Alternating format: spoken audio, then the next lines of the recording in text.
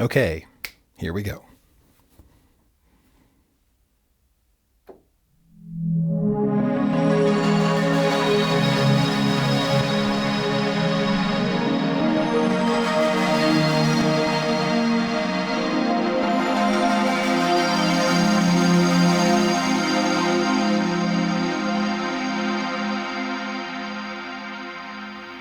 Hey there, welcome to Synth Seeker. My name's Luke. We are doing some synth seeking today. I have here with me the Third Wave, new synth from Groove Synthesis. Just arrived yesterday. And so what this video is today is not a review. It's not a deep dive. This is me just futzing around. And I've been messing with this for about only a few hours so far. And I've got some things I like about it, and I've got some things that could be better. I'm not going to make a big list of all the stuff I want fixed or anything like that in this video. I'm just going to point out some interesting tidbits, and maybe in this video sort of talk about why I wanted this synth and why you might want it, and if the things that align for me that it does that sort of fills the gaps in my collection of synthesizers, whether that's a good thing or not. Maybe those line up for you. All right. So to that end, I'm not going to go through any presets. I am going to init this thing. All right. And the init patch on the Third Wave, this is a Wavetable synthesizer. We'll talk a little bit about the engine. This is the init patch. On every other synth I've got, the init patch is just a bare sawtooth with an open filter. Not this one. All right. Oh. And I had some Valhalla reverb on there. So it has built-in effects, and they are good, but there are reasons why you might want to use effects in the box, which is what I was doing just now. But for the rest of this, this is just the synth straight, okay? I do believe that a synth benefits from a little bit of reverb, so I'm going to turn on the internal reverb, which defaults to concert hall. All right.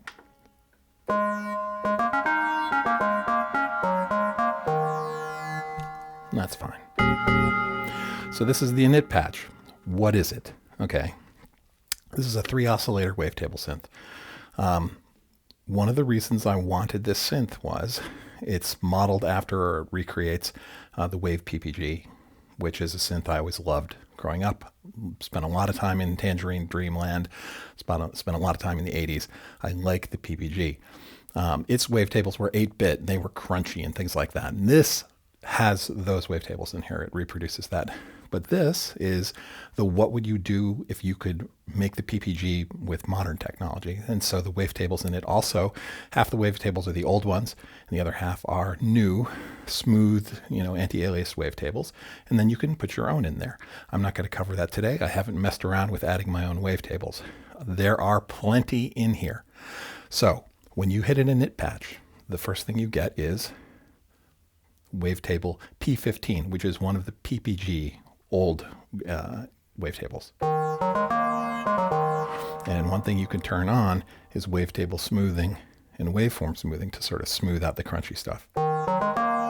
Not noticeably different right off the bat, okay? But we can, the way you would program this particular synthesizer is everything's a wavetable. So 3 oscillators, there's your wavetables, you can move through them. And all a wavetable is, in this case, are timbre changes.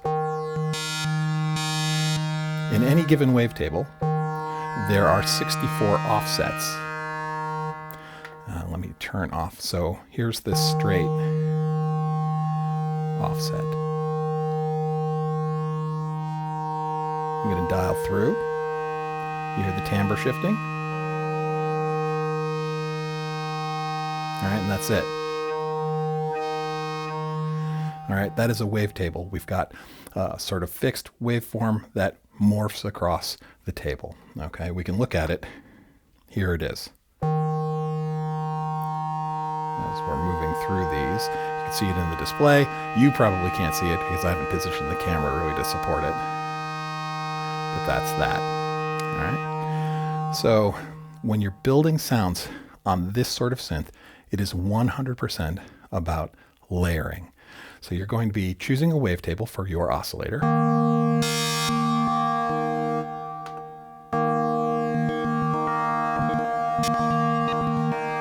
And then choosing an offset. Right? It could be there. You start and stop. You choose a wavetable, pick an offset. And that's what that is. You apply a filter to it. We'll do our low pass filter here. We'll give us some. Take the cutoff down, turn the velocity up. There we go. Envelope amount. Actually, not velocity. There we go. Envelope amount.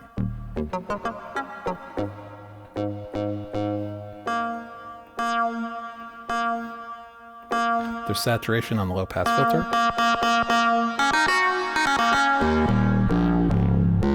Right, so from a synth perspective, it is choose a waveform out of a wavetable and then do all your regular subtractive synth stuff with it. And I like it.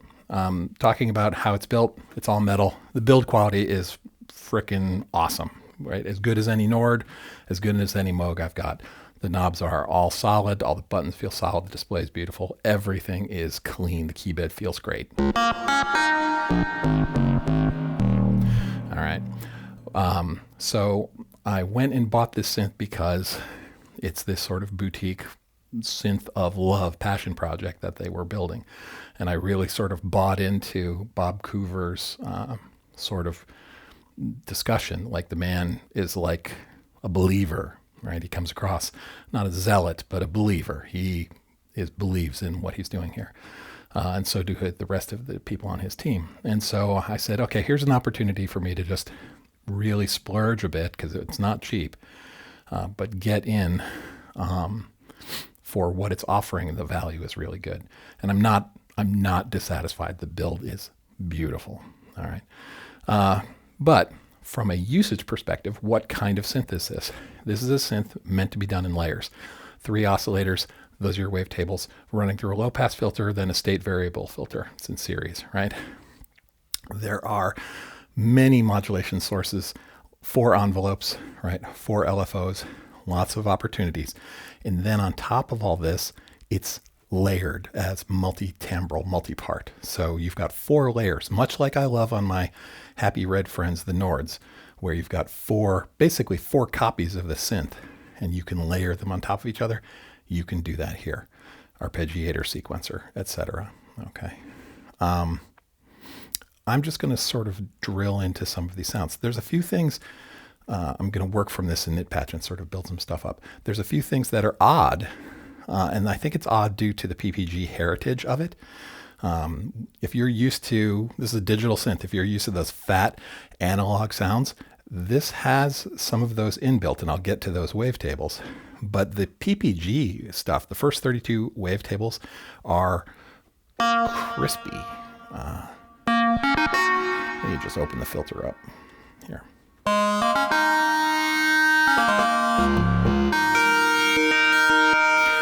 Now, one nice thing for modulation purposes with the wavetable, rather than having to crank the wave offset back and forth, they've got an entire envelope dedicated to it. So you can just program the envelope, that's a 6-part envelope, to move through the wavetable. There we go. Let's get a wavetable that's actually got some crazy stuff going on in it. There we go. Okay.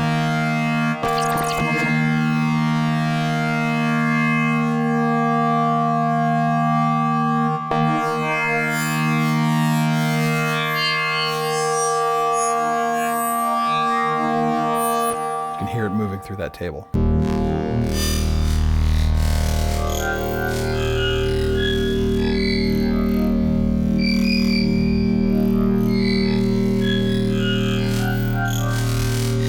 Okay, there's just some freaky shit in here. And you can put your own in, all right? Just to get it out of the way, bread and butter stuff, so people are want to know, there are analog modeled waveforms. So you can get a sawtooth and do pulse width modulation on them.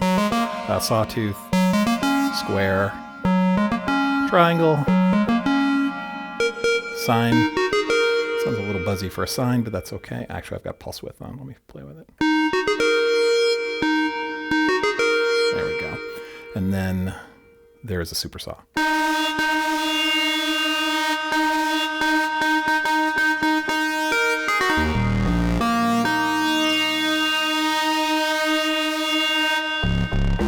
Detune that to whatever degree you want. So it's got analog. If you want to do subtractive analog, the analog wavetables are nice and clean and good enough, and you'll have them and you'll be fine. And you can post-process if you need more beefiness, if you need more fat or something like that.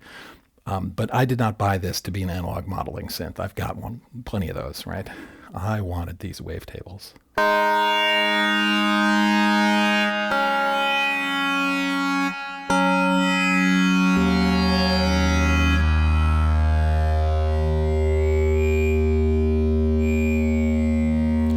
So in some ways, this synth is going to be challenging for a lot of people because it doesn't hold your hand. It does not make it easy to make. It doesn't just inherently have algorithmic beauty that comes out, right? There are no training wheels on this thing. You're working with raw mortar and brick. The wavetables are those raw materials, and it is up to you to go through the wavetables or add your own and layer them in ways that are interesting, layer them in ways that do interesting things over time using the wave envelope and all the other modulation options, and then apply effects internally or in the box. And so I really like it. This for me is a toolkit, both hearkening back to, let me do a toolkit of old, I like prog rock, I like cosmic stuff. I want those Tangerine Dream sounds, I want those 80s sounds. This is that toolkit for sure. But then also carrying forward, doing things that, don't naturally come out of, say, an analog modeled synth or something like that. It's it's definitely a splurge. It's a bit of a luxury to be able to do this. It's like buying a nice car and saying, hey, I enjoy the drive. This is very much a enjoy the drive sort of thing. And like I said, build quality is great. I haven't used it enough to find any warts yet. The UI on the display and things like that is pretty clear. I love the fact that everything is pretty much on the front panel. Like anything I would get to using these soft knobs, there's a knob for it, barring a couple very small things. Like if you go to an effect, let's say I go to an effect, turn effects on and off, the display recognizes that. I go through my types, that's fine. Let's say I pick chorus, here's the mix, that's fine. If I do parameters like depth and rate, that's fine. I've got parameter 1 and parameter 2, which is rate and depth. But there is a tone option, which isn't out on the front panel, but it is effectively right here. So it's still, there's no menu there. It's reach for the knob. And that's just a matter of muscle memory. The only other menu would be the mix, but I've got a knob for that, so I don't actually need that. But syncing to MIDI, that's also out here as well, right? So in the case of this effect, you don't really need these macros. I think these are going to come into play much more as they rev the firmware or maybe add more features, things like that, in other areas of the synth, like the sequencer and the sequencer and the arpeggiator end up being used in here a lot more. So really that's about it. I just wanted to show my new toy, give you guys a couple little sounds. Right, and everything I've done here is one oscillator on one layer, right? And you've got 3 oscillators per layer and 4 layers. I am going to go dig into this, and as soon as I have some sounds that I'm proud of, that I'm willing to share with you, I will be back with more videos. But I just wanted to get this out to say, hey, this baby's in the house, and it's pretty cool. I'm liking it. I have no problems yet. The only thing I've noticed that I am only mildly annoyed at is that, and I've tried this on 3 different USB options, one with a Thunderbolt hub, one straight USB, and one using a USB hub. When I connect the USB MIDI, there is a very slight amount of noise added. It's real low and I haven't measured it, but it is there. I haven't tried it with DIN MIDI yet. I'll be trying that. But hey, feedback to Groove Synthesis. USB, at least in my situation, is introducing a little bit of noise into the signal path.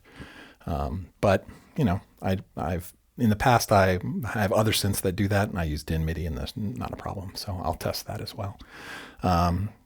The other thing that I'm looking forward to is the fact that it's got 8 outs on the back. So every layer, every part can have its own stereo outs, so I can process them separately.